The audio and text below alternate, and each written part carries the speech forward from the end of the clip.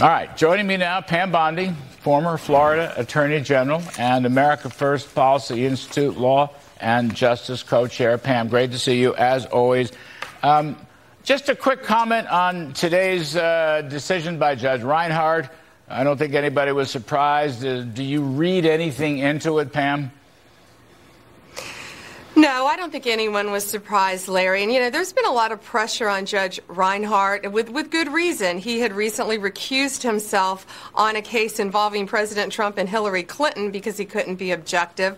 And then all his statements on social media leaked out that he had disdain for President Trump. So now I think there's so much pressure on him. He's going to bend over backwards now, I think, to do it the right way. And if you think about this judge, Larry, he's sitting here hearing now. Look what he's hearing after he signed that warrant. He's hearing that they never did a motion to compel, that they had originally subpoenaed these documents. I want to know if in that warrant, if it says that they had agreed to lock the storage room. I wonder if he knew that.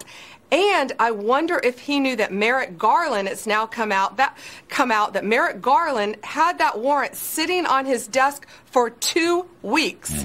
So what are the exigent circumstances to get that warrant? So I think it's covering the judge, too, by releasing a lot of this information to see exactly what they put in that affidavit to get a search warrant on Mar-a-Lago, because that is a tremendous violation of someone's rights without really, really good cause. And I just don't see it here, given everything we've learned since the raid. And remember, the Trump family, they have the footage of that raid, them going through Melania's clothes. Larry, they seized President Trump's diplomatic passports.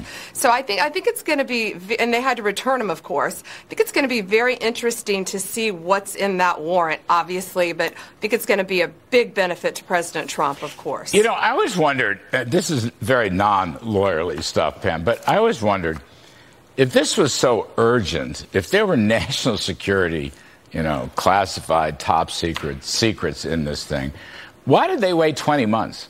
I mean, I know they waited a week or two after they actually got this search warrant, but they could have started this, the second or third or fourth week, or at least by the middle of last year, and they didn't. So again, I suspect this is about politics.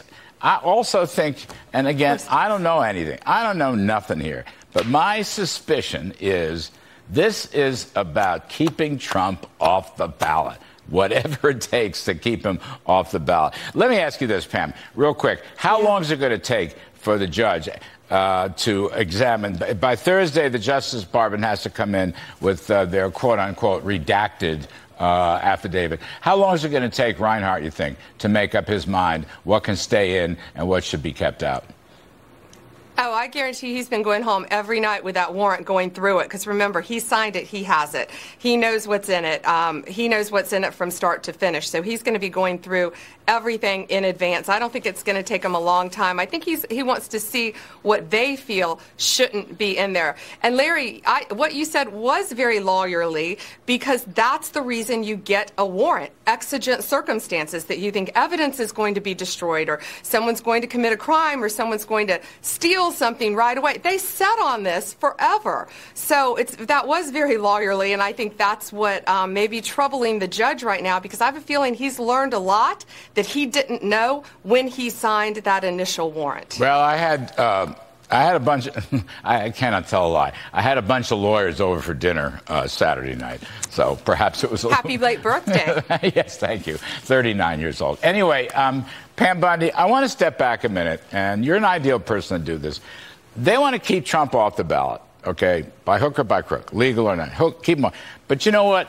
They want to keep Trump's policies off the ballot. Right. The tax cuts, the deregulation, the energy independence, the tremendous wage gains for ordinary folks who did much better under Trump than the top 1% did. And I would add to that, although I didn't have it in my riff, Pam, they want to keep border control off the ballot. They want to keep remain in Mexico off the ballot. They want to keep education choice and get rid of CRT and all that gender and sex nonsense. That's what's behind this. That's what's behind behind keeping Trump off the ballot. And I just, I want to put that out there because I think that's a very important part of this.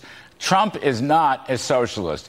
Biden is. Biden wants to keep free enterprise capitalism off the ballot. Yeah. Larry, Donald Trump is the single biggest threat to the Progressive Party in this country. Yes. And they know it. And it's his policies, Larry. And again, public safety now is a huge part of that. With all these cities being ransacked around the country, you said the border, absolutely. The drugs flowing into this country, the kids that are overdosing, everything President Trump did to stop that, and supporting our men and women in law enforcement. And they're trying to undo that. And we know that his policies will instantly be reinstated if he's back in office in 2024, and that scares the socialists to death.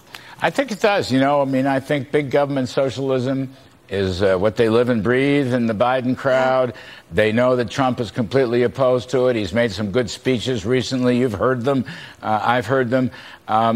He's on his way back. They don't want to see it. But, here's the thing, Pam Bondi.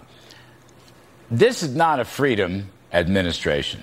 Almost every step of the way, this is a big government interventionist regulatory administration. It's not an America First administration either. And I think their worst nightmare is to have Donald Trump come back and talk about the themes that got him elected in the first place and succeeded.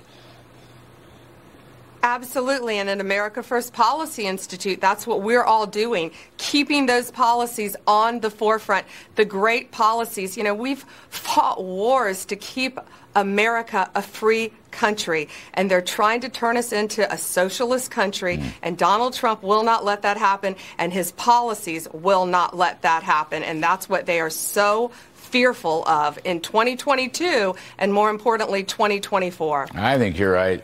It's been my hunch from nanosecond one, they'll go to any lengths to keep him from running again because of what he represents and what he put into place once and how it succeeded and how he'd come back and do it again even better the next time. Really, I think that's right. It's like the death of woke, and they won't let that happen. Anyway, Pam Bondi, thank you. Appreciate it very much. As always, great to see you.